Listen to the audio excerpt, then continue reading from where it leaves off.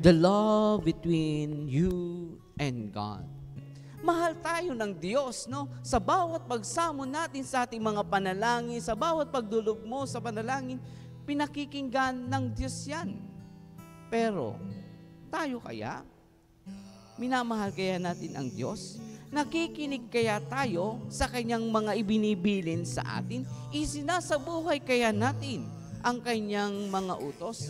Binibigyan ng halaga ang pagmamahal ng ating Panginoon.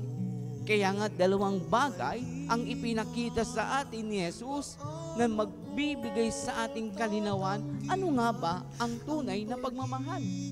Unang-una, pagmamahal sa Diyos.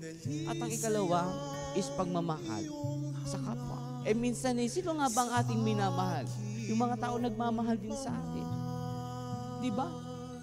Si Jesus minamahal niya ang lahat kahit ang tao ay nagkakasala. Ganun ba ang pagtingin natin sa pagmamahal? Ang pagmamahal ba natin, minsan binibigyan natin ng pagmamahal dahil minamahal tayo ng ating kapwa. Diba? Mahalin mo ang iyong kaawan. Para sa atin, ang ihirap nun. Diba? Madali natin sabihin ang salitang I love you sa magulang, sa tatay at nanay, sa kapatid, sa boyfriend o sa girlfriend, sa kaibigan. Pero try to say I love you sa kaaway mo. Minsan ang hirap Pero yun yung tinuturo ni Jesus no? Love your neighbor. Ang pagmamahal sa kapwa, hindi sa ganang may pangangailangan ka, hindi sa ganang nakikinabang ka sa kanya. Kaya nga may dear friends, tinuturo sa atin ni Jesus, yung kanyang pagmamahal is totally complete because of you.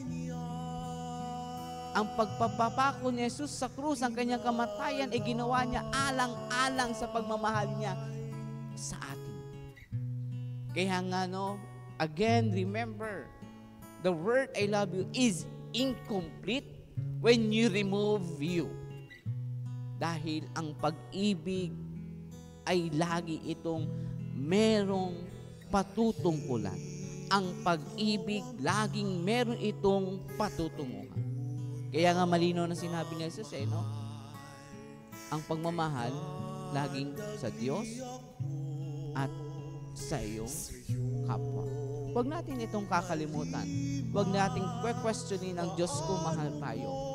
Baka deep inside o the other time, ikaw naman ang tanungin ng Diyos. Mahal mo ba ako? Kung mahal mo ako, marunong kang makinig. Marunong kang isabuhay ang aking pagmamahal. Dahil ang taong nagmamahal ay marunong makinig. A person knows how to love. They know how to listen. Amen.